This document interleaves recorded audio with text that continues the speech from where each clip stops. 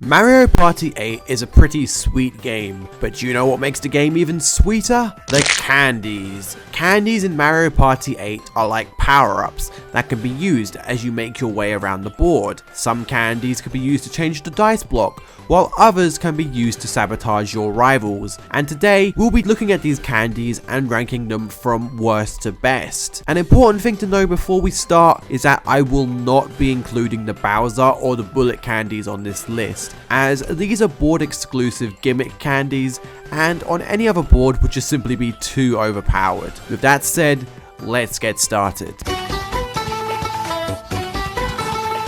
Deciding a bottom candy was surprisingly more difficult than I thought, but I decided to roll with the Bolo candy. Why? Because not only is it one of the most boring candies, but it hardly impacts the game much at all. In a game where coins are ubiquitous through mini-games, blue spaces, events, Ballyhoo leaking his bank information, who really cares about a measly 10 coins? And at a price of 15 coins at the shop, you have to roll over two conveniently nearby rivals to even strike a minuscule profit. So you pretty much have no reason to bother buying the Bolo candy.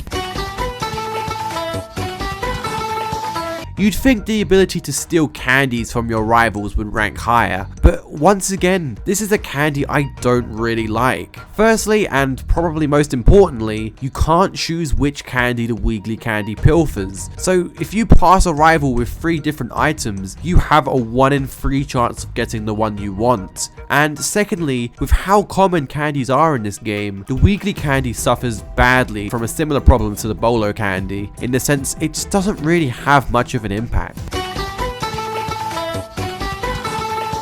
I'll admit, the vampire candy is moderately fun to use. You transform into a vampire and throw a dart on a wheel for a chance to steal either 1, 5, or 10 coins from all your rivals. Wait, 1 coin? Yeah, this is problematic. At a base price of 15 coins, you have a 33% chance to make an 80% loss, an additional 33% chance to break even. That leaves you with just a small 33% chance to make a profit. But regardless, I do kind of enjoy the vampire candy, as it is fun to spin the wheel, and it is fun to suck the blood from your rivals. Of all the candies on this list, the blowaway candy varies the most when it comes to usefulness, depending on what map you're playing on. In most cases, it's a minor inconvenience, but on Goomba's Booty Boardwalk, getting hit by this hurts bad, especially when you're so close to reaching the goal. So yeah, it's good on one of the boards, but that's not enough to blow me away. The Cash Zap candy is a hard one to rank. While its main purpose is to destroy half of an opponent's coins, its usefulness depends entirely on how well your opponents are doing in the first place. If all of your rivals are broke, then this candy remains rather pointless. But if all your rivals are loaded with coins, then yes, the Cash Zap candy is extremely devastating. However, you don't get to pick and choose who you zap. You must let the wheel of fate decide. You might get lucky and land on the richest player in the group, or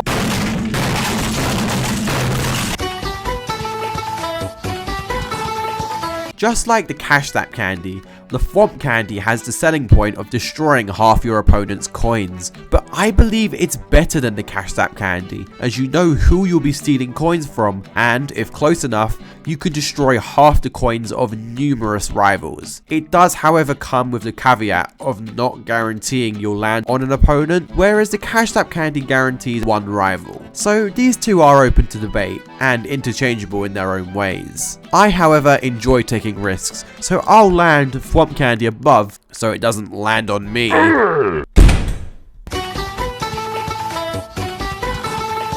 I like the bit-sized candy a bit.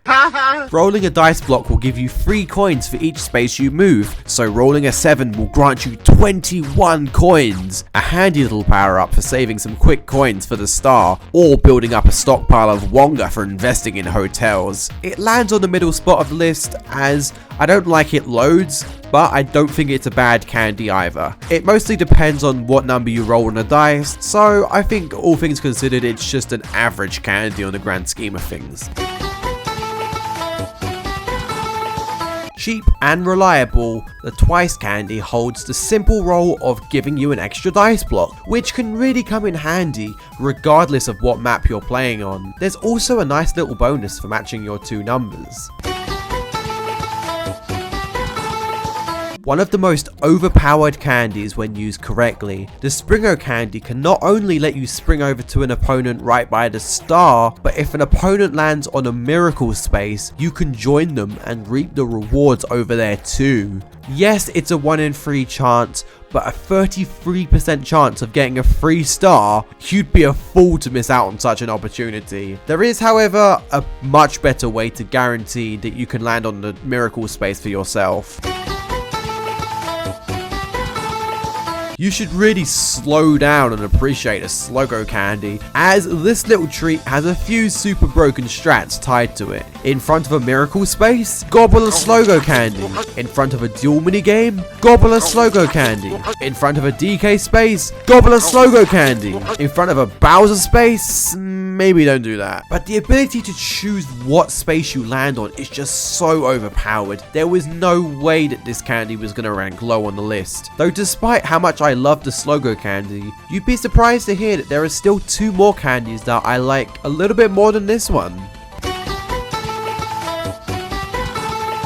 Narrowly missing the top spot is the Thrice candy, a very useful power-up that enables you to hit 3 dice blocks for a maximum distance of 30 spaces. This candy is not board specific either, as its usefulness is unquestionable no matter where you are, whether that be using the extra spaces to explore Boo's mansion, sprint your way towards Captain Goomba, or running over to a faraway hotel to invest some coins into it. It's undoubtedly an extremely useful candy, but it's not the best. There's still one more candy I would eat any day above the Thrice candy.